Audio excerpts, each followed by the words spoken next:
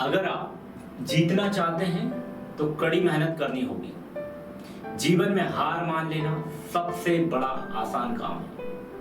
तो यदि आप व्यापम ग्रुप 5 में सिलेक्ट होना चाहते हैं, यदि आप उसमें जीतना चाहते हैं, आप उसमें क्वालिफाइड होना चाहते हैं, तो आपको कड़ी मेहनत करनी होगी। हर एक वीडियो को आपको देखना होगा, हर एक कंटेंट को आपको पढ़ना होगा। वही मोटिवेशन, वही डेडिकेशन होना चाहिए।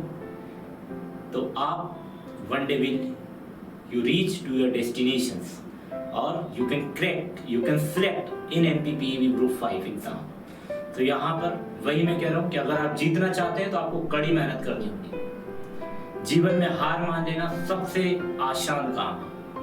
कई बार हम एग्जाम की तैयारी करते हैं या फिर कोई भी कंपटीशन एग्जाम हम दे रहे हैं, बहुत मेहनत करते हैं, लेकिन कहीं जब हम एग्जाम में बैठे होते हैं तब हम सोचते हैं कि काश मैं थोड़ा और पढ़ लेता, काश और वो सर के वीडियोस देख लेता तो मैं सिलेक्ट हो जाता, या और इससे ज्यादा अच्छे से मैं पेपर को परफॉर्म कर सकता था, लेकिन वो नहीं हो पाता। तो कड़ी मेहनत तो हर कोई नहीं कर पाता है, लेकिन हार हर कोई जल्दी से मान लेता है।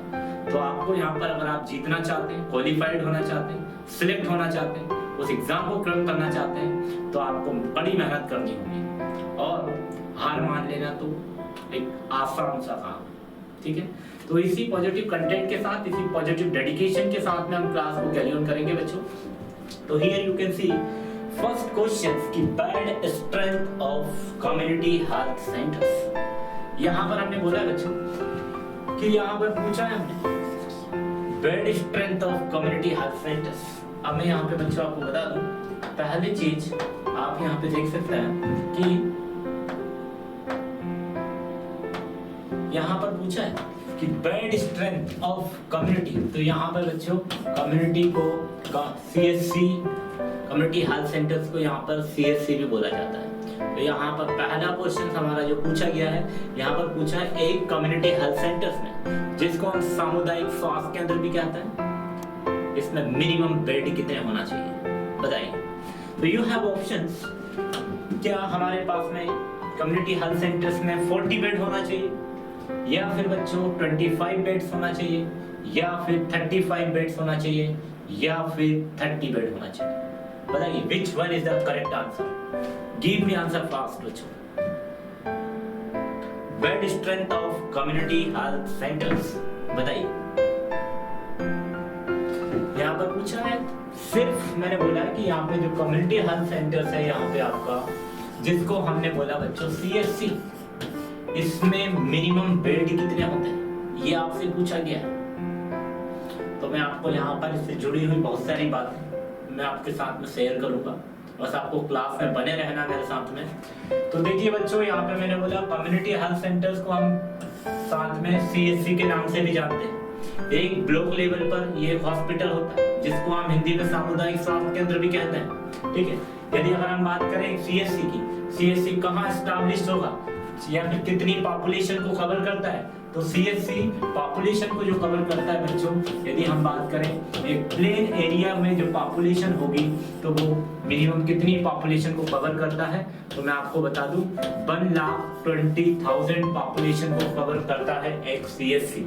अगर हम बात करें हिली एरिया की, तो ये आपके हिली एरिया में भी कितनी पॉपुलेशन को कवर करता है, 80,000 पॉपुलेशन को कवर करता है। जब हमारे पास में मिनिमम 2 लाख की पॉपुलेशन होती है बच्चों, उस कंडीशन में हमको एक CHC बनाना पड़ता है। Do you understand everyone? तो फर्स्ट क्वेश्चन आपका ये बनता है, community health centres covers the populations. आपके पास ऑप्शंस होगा 80,000, 1 लाख, 150 लाख या फिर 2 लाख। विच one is the correct answer? तो ये होगा।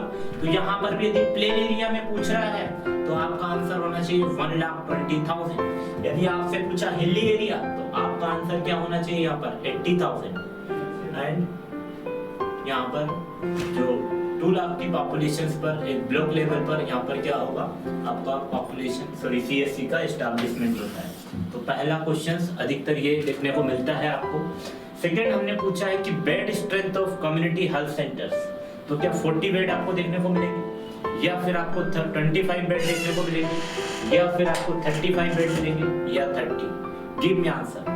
क्या ए होगा, बी होगा, C and D? Which one is the correct answer? बताइए।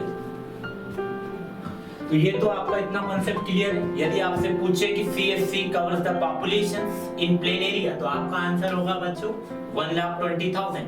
यदि आपसे पूछ रहे हैं तो आप क्या बोलेंगे हिली एरिया में, तो 80,000 या 20,00,000। तो कौन से लेवल पर होता है? तो आपको हमेशा याद रखना है बच्चों, ये जो CSC होता है हमेशा ब्लॉक लेवल पर होता है, जिसको हम ब्लॉक लेवल कहते हैं, या फिर सामुदायिक स्वास्थ्य केंद्र कहा जाता है। यदि यहाँ पर पूछे कि स्पेशलिटी सर्विसेज क्या क्या मिलती है, स्पेशलिटी सर्विसेज यहाँ पर कौन कौन सी मिलेगी, ठीक है, तो आपका आंसर होगा बच्चों यहाँ पर स्पेशलिटी सर्विसेज पूछे तो वो होंगी चार स्पेशलिटी सर्विसेज आपको देखने को मिलेंगी कम्युनिटी हेल्थ सेंटर में। फर्स्ट यहाँ पर बच्चों एक आपको मेडिसिन के डॉक्टर आपको देखने को मिलेंगे, ठीक है, यहाँ पर फर्स्ट जो डॉक्टर होंगे मेडिसिन के आपको देखने को मिलेंगे। दूसरे यहीं पर एक पीडियाट्रिशियन मिलेगा आपको, एक पीडियाट्रिक डॉक्टर आपको देखने को मिलेगा। तीसरा यहाँ पर बच्चों आपको देखने को मिलेगा एक गायनेकोलॉजिस्ट मिलेंगी आपको, यहाँ पर एक गायनेकोलॉजिस्ट भी देखने को मिलेंगी। एंड यहाँ पर यदि फोर्थ की बात करें बच्चों तो वो होगा सर्जन। तो यहाँ पर स्पेशली आपको जो देखने को मिलेंगे 4 स्पेशलिटीज आपको देखने को मिलेंगी बच्चों। फर्स्ट जो होगा एक मेडिसिन, जनरल मेडिसिन के डॉक्टर होंगे, दूसरे एक पीडियाट्रिशियन होंगे, एक सर्जन भी होंगे और एक गायनेकोलॉजिस्ट होंगे। क्यों कि इनका डिलीवरी कराने का काम है। इन केस कभी कोई ऑब्स्ट्रक्टिव लेबर है तो फिर वहां पर सर्जन भी अवेलेबल है, तो सर्जरी करेंगे वहां पर। साथ में आफ्टर डिलीवरी बहुत सारे बच्चे हैं ऐसे जॉइंटिस हो जाता है, नियोनेटल रिससिटेशन देना पड़ सकता है, निमोनिया हो जाता है, ठीक है, उनको इंक्यूबेटर बामर में रखा जाता है, तो वहाँ एक पीडियाट्रिशियन की नीड होगी। और जनरल पेशेंट जो आते हैं उनको मेडिसिन। तो यहाँ पर 4 स्पेशलिटी सर्विसेज आपको कम्युनिटी हेल्थ सेंटर में मिलेगी। पहला ये आपका दूसरा क्वेश्चन। तीसरा बच्चों इसी में ये पूछा जाएगा यहाँ पर कि फर्स्ट रेफरल सिस्टम, यहाँ पर फर्स्ट रेफरल सिस्टम, ये फर्स्ट रेफरल सिस्टम किसको कहा जाता है? तो बच्चों मैं आपको बता दूं वो भी कम्युनिटी हेल्थ सेंटर से है। Community health centre it is N first referral unit. Community health centre से ही पेशेंट्स को रेफर किया जाता है, तो it is N first referral unit. तो यहाँ पर आपको स्पेशलिटी सर्विसेज भी 4 देखने को मिलेगी। यदि आपसे पूछ रहे हैं हिली एरिया की पॉपुलेशन होगी तो वो 80,000 होगी। यदि प्लेन एरिया की पॉपुलेशन यदि आपसे पूछ रहे हैं यहाँ पर तो 1,20,000 पॉपुलेशन देखने को मिलेगी। और ये जो हॉस्पिटल है सामुदायिक स्वास्थ्य केंद्र या फिर जिसको हम कह रहे हैं community health centres, block level पर एस्टैब्लिशमेंट होता है बच्चों इसका। Do you understand everyone? अब अगर हम बात करें कि इसके स्टाफिंग पैटर्न का, यदि आपसे पूछे बच्चों इसका स्टाफिंग पैटर्न की अगर हम बात करें बच्चों तो यहाँ पर स्टाफिंग पैटर्न में टोटल यहाँ पर कितना स्टाफ होता है बताइए। Give me answer.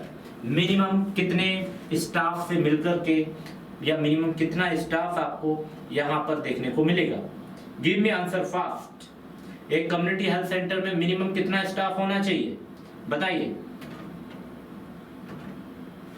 क्या 20 स्टाफ होगा या 15 स्टाफ होगा या 3 स्टाफ होगा या फिर 25 स्टाफ होगा? तो बच्चों कभी नहीं भूलना है। स्टाफिंग पैटर्न की अगर बात करें तो यहाँ पर मिनिमम 25 स्टाफ यहाँ पर कौन होंगे? 25 हेल्थ प्रोफेशनल एक कम्युनिटी हेल्थ सेंटर्स में आपको देखने को मिलेंगे। इसमें से हम बात करें तो 4 तो हमारे स्पेशलिटी डॉक्टर होंगे और साथ में अगर हम बात करें तो 21 जो बच्चों उसमें पैरामेडिकल भी होंगे, नर्सिंग के भी होंगे और साथ में हमारे हाउस कीपिंग भी होंगे, ड्राइवर होंगे, क्लर्क होंगे। तो टोटल मिलाकर ये कम्युनिटी हेल्थ सेंटर्स में 25 स्टाफ प्रेजेंस होता है। Do you understand everyone? तो यहाँ पर यही क्वेश्चन बनते हैं। एक लास्ट जो क्वेश्चन है बच्चों उसमें पूछा है कि एक सीएससी में मिनिमम कितने बेड होना चाहिए? तो D is the right answer, 30 bed minimum होना चाहिए। Do you understand everyone? तो ये तो बच्चों हमने बात की यहाँ पर सीएससी की। अब कभी कभी क्वेश्चन सीएससी को छोड़ करके पीएससी का पूछा जाता है। तो बच्चों मैं बता दूं यहाँ पर हमने कम्युनिटी हेल्थ सेंटर्स की बात की, पहली चीज डू यू अंडरस्टैंड? ऐसे ही तो कम्युनिटी हेल्थ सेंटर्स की अगर हमने बात की, यदि यहाँ पे पॉपुलेशन की बात की तो हमने बोला 80,000 पॉपुलेशन। 80,000 पॉपुलेशन कौन से में? हिली एरिया में, हिली एरिया। लेकिन हमने बोला प्लेन एरिया में 1,20,000 पॉपुलेशन। ठीक है, अब हम बात कर रहे हैं बच्चों किसकी? यदि हमने स्टाफ की बात की तो यहाँ पर 25 स्टाफ था, लेकिन हमने बेड की बात की तो हमारे पास 30 बेड है। ठीक है, यदि हमने बात की कहां पर बनता है तो हमने इसको बोला था बच्चों ब्लॉक लेवल पे आपको देखने को मिलता है। Do you understand everyone? फिर हमने यहां पर बोला था कि 4 स्पेशलिटीज डॉक्टर्स भी यहां पर अवेलेबल है, लेकिन now we will discuss about the PSC. First question is that कि what is the full form of PSC? तो बच्चों आपका आंसर होना चाहिए यहां पर, इसको हम बोलते हैं primary health centre.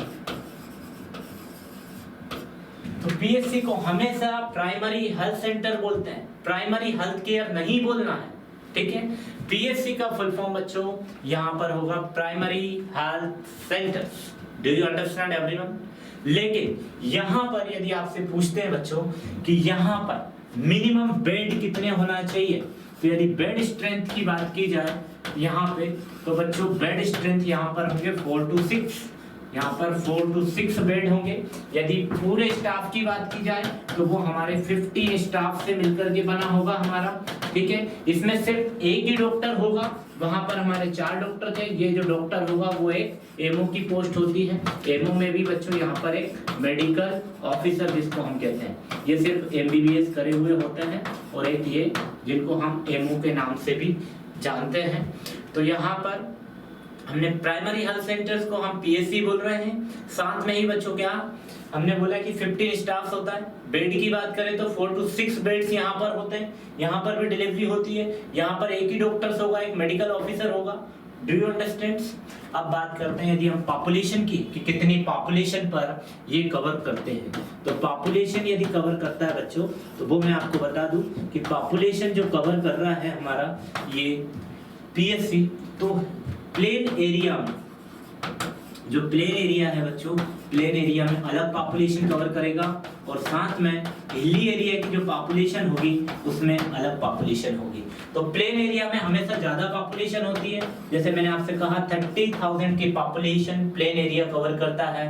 Plain area में 30,000 पॉपुलेशन रहती है जो कि पीएससी के अंडर में आती है। साथ में 20,000 पॉपुलेशन जो आपको बच्चों को देखने को मिलेगी वो किस में मिलेंगी? आपको प्राइमरी हेल्थ सेंटर्स में, जो कि हिली एरिया में आती है। तो यहाँ पर टोटल मिलाकर दोनों 50,000 की मिनिमम पॉपुलेशन होगी, तब जा करके यहाँ पर बच्चों क्या बन जाएगा? Primary health centre. Do you understand everyone?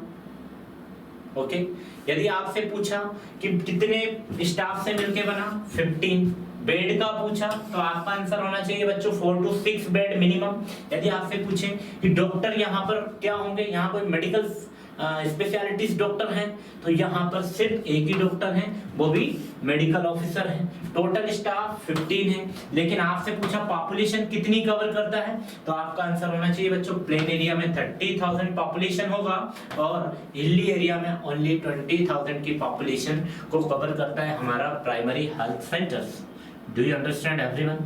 Next एक और क्वेश्चन यहाँ पर बनता है बच्चों, वो बनता है सब सेंटर से। ठीक है, इतना क्लियर है बच्चों?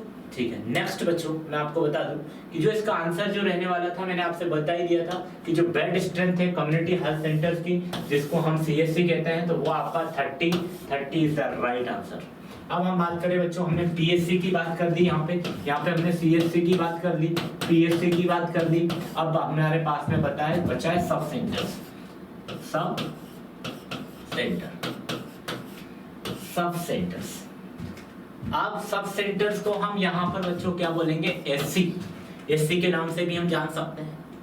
ठीक है, अब कहीं पर इसको बोला जाता है एचएससी मतलब होता है सब हेल्थ सेंटर। एसएससी का मतलब होता है बच्चों सब हेल्थ सेंटर। ठीक है, सब हेल्थ सेंटर्स के नाम से भी हम इसको जान सकते हैं। लेकिन कभी कभी क्या होता है, यहाँ पे पूछा जाता है what is the other name of sub centre.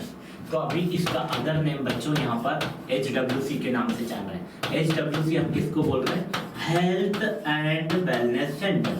Health and wellness centre. Health and wellness centres. Do you understand everyone? यदि आपसे पूछा कि सब सेंटर क्या है तो आप बता देंगे SC क्या है, HFC क्या है। HFC को हम बोलेंगे सब हेल्थ सेंटर्स, SC को हम बोलेंगे सब सेंटर्स, और इसके यदि अदर नाम पूछे आपको तो आपका आंसर होना चाहिए बच्चों HWC, that is health and wellness centres. Do you understand everyone? अब इसकी बात करें है ये हम, तो ये कितनी पॉपुलेशन को कवर करता है, ठीक है। यदि हम बात करें सब सेंटर की पॉपुलेशन को कितनी कवर करता है, तो अगर हम बच्चों पॉपुलेशन कवर करने की बात करें तो मैं बता दूं आपको, ये हिली एरिया में अलग पॉपुलेशन को कवर करेगा और प्लेन एरिया में अलग होंगी। Do you understand? तो हिली एरिया की जो पॉपुलेशन होगी बच्चों वो होगी आपकी 2000 पॉपुलेशन, और प्लेन एरिया में ओनली 3000 की पॉपुलेशन को कवर करता है। मतलब टोटल अगर हम बात करें तो 5000 की पॉपुलेशन पर एक हमारा सब सेंटर बन करके तैयार हो जाता है, ठीक है। बस इसमें यही पूछा जाता है। और लेकिन एक और क्वेश्चन यहाँ पर बनेगा जो बच्चों क्या होगा कि यहाँ पर स्टाफ मिनिमम कितना होता है, तो आपको बताना है बच्चों ओनली 3, ओके, ओनली 3 स्टाफ यहाँ पर देखने को मिलता है। Do you understand everyone? एक बार और बताना है, ओके। तो यहाँ पर हमने देखा कि PSC क्या है, CSC क्या है और साथ में सब सेंटर्स क्या है। तो यहाँ पर मैं आपको एक बार और शॉर्ट में बता दूं कि पहली चीज हमने बात की बच्चों यहाँ पर CSC की, ठीक है।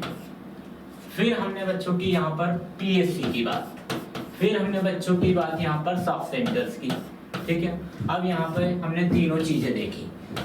CSC को हमने क्या बोला? Community health centres. PSC को हमने बोला प्राइमरी हेल्थ सेंटर्स, और SC को हमने क्या बोला? सब सेंटर्स। या फिर आपको देखने को मिलेगा यहाँ पे HFC या फिर HWC, मतलब यहाँ पर सब हेल्थ सेंटर्स और हेल्थ एंड वेलनेस सेंटर। यदि हम बात करें टोटल स्टाफ की यहाँ पे, तो बच्चों स्टाफ की बात करें तो कम्युनिटी हेल्थ सेंटर में कितना स्टाफ होगा? ओनली 25 होगा। लेकिन प्राइमरी में कितना होगा? 15 होगा। और हमारे सब सेंटर में कितना होगा? ओनली 3 स्टाफ होगा। Do you understand? अब यहाँ पर हमारे NHM ने यहाँ पर जो एमओ बैठते थे मेडिकल ऑफिसर जो MBBS करे, वही यहाँ पर CCH की ट्रेनिंग कराकर यहाँ पर CHO को बिठाया जा रहा है as a medical officer. Community health officer यहाँ पर उनकी पोस्टिंग होती है, कहाँ पर? HWC में, SC में, HFC में। तो आपको कंफ्यूज नहीं होना है। Community health officer working in the sub centres. Do you understand? तो स्टाफ की बात कर ली हमने कि 25 CSC में होंगे, 15 PSC में होंगे एंड 3 सब सेंटर्स में होंगे। Do you understand? लेकिन अगर हमने बात करी बच्चों बेड स्ट्रेंथ की, यहाँ पर अगर हम बात करें बेड स्ट्रेंथ की बात करें तो बच्चों यहाँ पर टोटल जो बेड होंगे वो मिलेंगे आपको 30, कहाँ? CSC में। लेकिन PSC में जो बेड होंगे बच्चों वो होंगे 4 to 6। लेकिन यहाँ पर 0 बेड होते हैं। लेकिन कुछ ऐसे डिलीवरी पॉइंट बनाए सब सेंटर के कि वहां पर आपको 2 बेड भी देखने को मिलेंगे, या फिर कहीं पे आपको 1 बेड भी देखने को मिलेगा। लेकिन आप बुक की बात करें तो बुक में आपको यहाँ पर कोई भी there is no descriptions regarding bed कि यहाँ पर कोई भी बेड नहीं होता, ठीक है। लेकिन हम बच्चों यहाँ पे पॉपुलेशन की बात कर रहा हूँ, यहाँ पे पॉपुलेशन की अगर हम बात करें कि पॉपुलेशन कितनी कवर कर रहा है, तो यहाँ पर 2 चीजें होंगी बच्चों। एक तो होंगी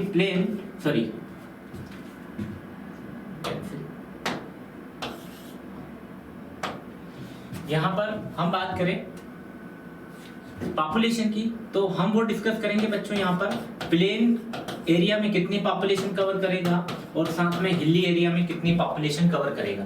तो community health centres plain area में कितनी पॉपुलेशन को कवर करेगा बच्चों? 1,20,000 पॉपुलेशन को कवर करने का काम जो होगा वो किसका है? Community health centres. लेकिन यहाँ पर जो होंगी वो होंगी टोटल 30,000 की population. 30,000 population those who are live in the plain area it will comes under primary health centers। लेकिन यहाँ पर 3,000 जो लोग रह रहे हैं, जो भी प्लेन एरिया में रह रहे हैं, वो कहाँ पर आएंगे? वो सब सेंटर कवर करता है, ठीक है। लेकिन हिली एरिया की बात करें बच्चों तो यहाँ पर होगा बच्चों आपका 80,000 और यहाँ पर जो होगा बच्चों आपका 20,000 और यहाँ पर बच्चों आपका होगा 2,000। Do you understand everyone? यहाँ पर मैंने बताया कम्युनिटी हेल्थ सेंटर्स कवर करता है पॉपुलेशन को प्लेन एरिया की, जो कि 1,20,000 पॉपुलेशन रहती है, उसको कवर करता है प्लेन एरिया की। लेकिन हिली एरिया में कवर करता है ओनली 80,000। तो जब हमने बच्चों यहाँ पे यदि टोटल की बात करें पूरे सबकी मिला के, तो यहाँ पर अराउंड 2 लाख की पॉपुलेशन कवर करने का काम करता है हमारा CHC, जिसको हम कहते हैं ब्लॉक लेवल पर एस्टैब्लिश्ड होता है। साथ में बच्चों ये होता है आपका 50,000 की पॉपुलेशन टोटल, यदि हिली और प्लेन एरिया को मिलाएंगे तो, और यहाँ पे टोटल जो बच्चों होगा 5,000 की population. Do you understand everyone? देखिएगा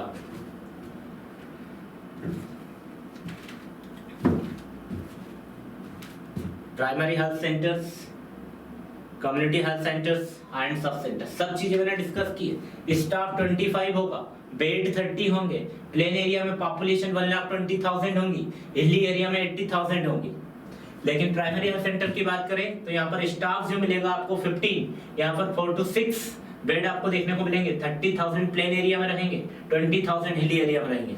लेकिन हम HWC या हेल्थ एंड वेलनेस सेंटर की बात करें तो 3 स्टाफ आपको बच्चे यहाँ पर देखने को मिलेगा, लेकिन बेड 0, लेकिन कहीं पर फंक्शनल यूनिट है, डिलीवरी पॉइंट यदि बनाए हैं सब सेंटर्स को तो वहां पर 1 और 2 आपको बेड भी देखने को मिल सकते हैं। यहाँ पर 30,000 होगी पॉपुलेशन, सॉरी 3,000 होगी प्लेन एरिया में और 2,000 कवर करता है हिली एरिया की पॉपुलेशंस को, ठीक है।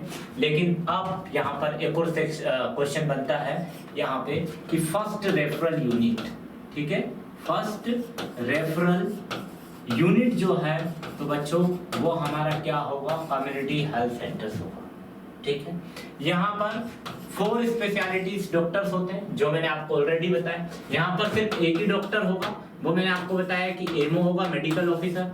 यहाँ पर there is no doctors, but here community health officer is there and ये लोग वहीं पर ही रहकर अपनी सेवाएं दे रहे हैं। तो यहाँ पर एक CHO की पोस्ट होती है, वो हम ऐसा डॉक्टर या ऐसा एमओ की तरह वो काम कर रहे हैं और वहीं पर वो अपने हेड ऑफिस में रहकर, अपने मुख्यालय पर रहकर, अपने कम्युनिटी सब हेल्थ सेंटर या हेल्थ एंड वेलनेस सेंटर पर रहकर अपनी सेवाएं ग्रामीणों तक पहुंचा रहे हैं।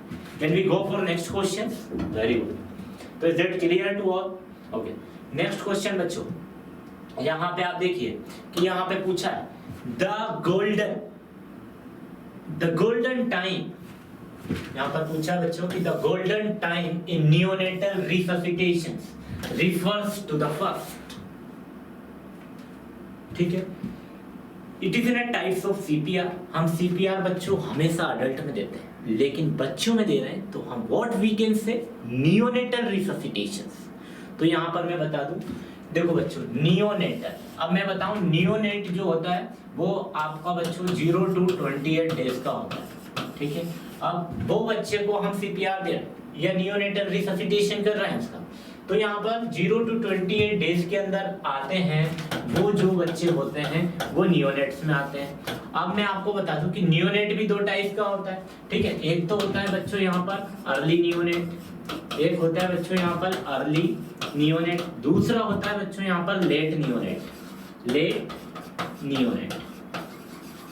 ठीक है। अब अर्ली नियोनेट हम किसको बोलेंगे? जो बच्चा 0 to 7 डेज के अंदर होगा उसको हम बोलते हैं अर्ली नियोनेट, लेकिन जो बच्चा 8 to 28 डेज होगा उसको हम क्या बोलेंगे बच्चों? Late neonate. Do you understand everyone? लेकिन 28 डेज से लेकर हम यदि अगर बात करें 1 ईयर तक के बच्चे को हम क्या बोलेंगे बच्चों? इन्फेंट, ठीक है। Do you understand everyone? कि यहाँ पे नियोनेटल रिससिटेशन मतलब जो बच्चा है यहाँ पर साफ बात बोली है कि 0 to 28 डेज का होगा जिसको हमने नियोनेट बोला, उसको रिससिटेशन कर रहे हैं। तो वो गोल्डन टाइम क्या है? कौन सा गोल्डन टाइम है तब उसको रिससिटेट किया जाएगा, वही मेरा पूछने का आपको आंसर क्वेश्चन है। तो आप मुझे बताइए बच्चों, क्या उसको फर्स्ट 60 सेकेंड होगा, या फिर फर्स्ट 15 सेकेंड होगा, या फिर बच्चों फर्स्ट 5 सेकेंड होगा, या फिर 10 सेकेंड होगा? Which one is the correct answer? Give me answer fast. बताइए बच्चों, which one is the correct? क्या A होगा? मैं बता दूं बच्चों, यदि आप बोल रहे हैं A, तो A को मैंने बाहर कर दिया, A नहीं होगा। क्या B हो सकता है? C and D, which one is the correct? बताइए। बिल्कुल यहाँ पे सॉरी आपने सी बोला, सॉरी सी भी नहीं होगा बच्चों, यहाँ पे ना डी होगा। अच्छा उसको कट कर दिया कि वो होगा, वेरी गुड। तो यहाँ पे बच्चों जो first 60 second it is an a golden time for the neonatal resuscitation. तो you can do in the first 60 second. तो फर्स्ट 60 सेकेंड में बच्चे को हम नियोनेटल रिससिटेशन कर रहे हैं, तो उसका क्या होगा बच्चों? Golden time. उसी को हम कहते हैं फर्स्ट 60 सेकेंड में यदि बच्चे को रिससिटेट किया जा रहा है, नियोनेटल रिससिटेशन हो रहा है, तो उसको हम क्या बोलेंगे? Golden time. Do you understand everyone? तो गोल्डन टाइम हम उसको बोलते हैं जो फर्स्ट 60 सेकेंड के अंदर यदि बच्चे को रिससिटेट किया जा रहा है, नियोनेट को रिससिटेट किया जा रहा है, that condition we can say golden minutes in neonatal resuscitation. तो बच्चों आपका answer first 60 second, it is right answer. Okay, next question बच्चों, यहां पर पूछा है कि sites of communication between two neuron is called. ठीक है, यहां पर ये एक नर्वस सिस्टम का क्वेश्चन है और लास्ट एग्जाम में बच्चों यहां पर पूछा गया था कि site of communication between to neurons is called. Suppose ये आपका साइट्स, अब ये जो आपका साइट्स है बच्चों, ये जो साइट्स है यहाँ पे बिटवीन टू न्यूरॉन्स, तो यहाँ पर ये एक न्यूरॉन है, एक न्यूरॉन है, तो इस साइट्स को हम क्या बोलेंगे बताइए? ये जो साइट्स है इसको हम क्या बोलेंगे? ये आपका न्यूरॉन है, ये भी आपका न्यूरॉन है, ये आपका साइट है, तो इस साइट्स को ही हमने पूछा है between two neuron, what we can say, which one is the correct? I will give option. So here you can see बच्चों कि क्या माइक्रोगोंग्लिया होगा, माइक्रोग्लिया होगा, या एक्सॉन हम कह सकते हैं बच्चों, या फिर साइनेप्स होगा, या फिर एस्ट्रोसाइट्स होगा। Which one is the correct answer? Give me answer fast बच्चों, which one is the correct, which one is the right? बिल्कुल माइक्रोगोंग्लिया नहीं होगा, एस्ट्रोसाइट्स भी नहीं होगा। Now you have only two options, give me answers, which one is the correct? Very good, synapse. तो ये synapse जो होगा बच्चों आपका राइट आंसर है, सो सी इज द राइट आंसर। तो आपका सी बच्चों यहाँ पर रहने वाला है right answer. Do you understand? Next question बच्चों यहाँ पर पूछा है कि EDTA act on the blood. अब आप जब भी कोई भी रूटीन इन्वेस्टिगेशन कराते हैं या फिर कोई भी ब्लड का सैंपल आप कलेक्ट करते हैं और आपने देखा हो एक ऐसे कलर का EDTA होता है जिसका एक ब्लू ढक्कन ऊपर होता है, उसके अंदर में हम ब्लड डाल देते हैं, ठीक है, उसी के बारे में बात की है कि how does EDTA act on the blood. तो ब्लड पर कैसे एक्ट करता है हमारा EDTA। तो ये आपके पास बच्चों ऑप्शन है, या EDTA कैसा वर्क करता है ब्लड के लिए, क्या हेल्प करता है एग्लूटिनेशन में मदद करता है, या फिर बच्चों एंटीकोगुलेंट की तरह काम करता है, या फिर बच्चों एक्ट एज अ प्रिजर्वेटिव का काम करता है, या फिर बच्चों separate the fluid from the bloods. अब इसमें या फिर बच्चों वो क्या करेगा कि जो आपका ब्लड होगा ब्लड को अलग कर देगा, या फ्लूइड को या प्लाज्मा को अलग कर देगा। बताइए विच वन इज द करेक्ट? क्या ए होगा, क्या बी होगा, या सी एंड डी? ए भी नहीं होगा बच्चों, कुछ बच्चे कह रहे हैं डी होगा, तो बच्चों डी भी नहीं होगा। ये कभी भी देखना आप EDTA में जब आप ब्लड डालते हैं, ठीक है, उसमें आप डालेंगे तो ब्लड ही रहेगा, लेकिन वहां पर ब्लड ही रहेगा लेकिन फ्लूइड अलग नहीं दिखेगा। फ्लूइड जो आपका प्लाज्मा है, प्लाज्मा भी ब्लड में ही होगा, वहां सेपरेट करने का काम नहीं करता है। तो ये तो आपका एग्लूटिनेशन में हेल्प कभी नहीं करता है EDTA। Now you have only two options, V and C, which one is the correct? Give me answer fast. बताइए विच वन इज द करेक्ट। तो सी भी आंसर नहीं है बच्चों, वी आपका राइट आंसर से ये एंटी कोगुलेंट की तरह काम करता है। आपने देखा होगा जो भी हम सपोज आपको एक सीबीसी कराना है, सीबीसी मतलब होता है बच्चों कंप्लीट ब्लड काउंट। अब ये आप कंप्लीट ब्लड काउंट कराएंगे तो आप क्या करेंगे, जो भी आपने सीरिंज से ब्लड लिया है वो आप किसके अंदर इंजेक्ट करेंगे, किसके अंदर स्टोर करके रखेंगे, आप करेंगे बच्चों ईडीटीए के अंदर। अब ईडीटीए क्या करेगा, यदि उसके अंदर ब्लड चला गया तो वो क्या हो जाएगा, यदि क्लॉट हो गया तो लेबोरेटरी तक गया तो फिर आपका इन्वेस्टिगेशन नहीं होगा। तो इसलिए ये एंटी कोगुलेंट की तरह काम करता है, उस ब्लड को जमने नहीं देता है। ये that is the functions of the EDTA. Do you understand everyone? Okay, तो बच्चों आपका आंसर है B is the right answer. तो यहाँ पर बच्चों B is the right answer. Next questions अगर हम बात करें बच्चों तो यहाँ पर पूछा है द कॉमन इम्प्लांटेशन साइट। देखिए कॉमनली इम्प्लांटेशन कहाँ होता है, यहाँ पर पूछा है common implantation site in the tubal pregnancy.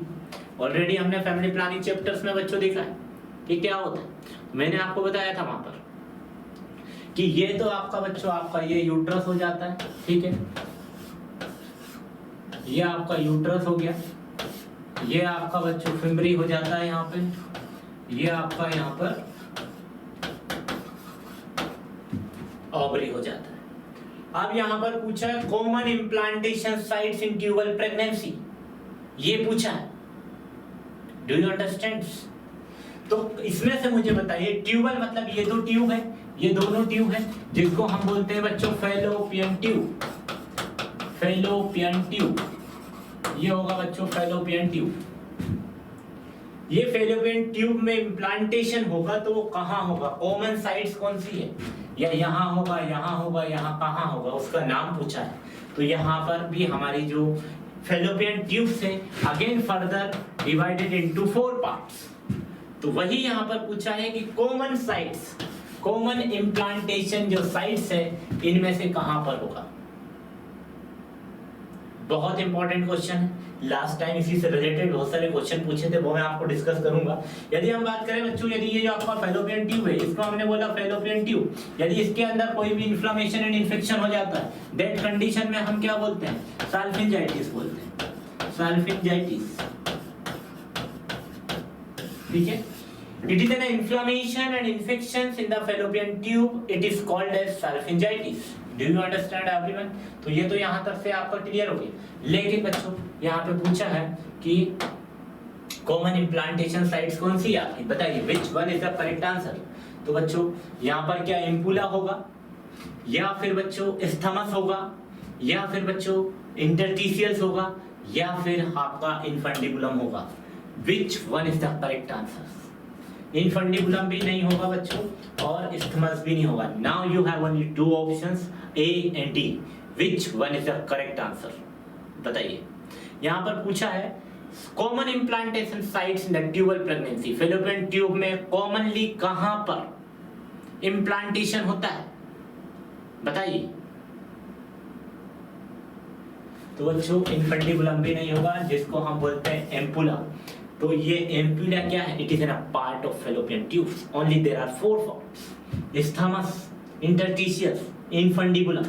यदि आपसे पूछे वाइडेस्ट पार्ट्स या फिर large parts of Fallopian tubes, तो बच्चों लार्ज पार्ट या फिर हम वाइडेस्ट पार्ट भी इसको हम कहते हैं फैलोपियन ट्यूब का, of fallopian tube. Do you understand everyone? तो यहाँ पर कभी कभी ये पूछा जाता है व्हाट इज द लार्ज या फिर what is the widest parts of Fallopian tubes. ये आपके पास ऑप्शन होंगे, तो ampulla is the right answer.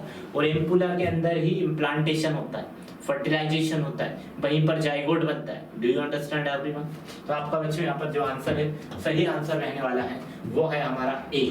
A is the right answer.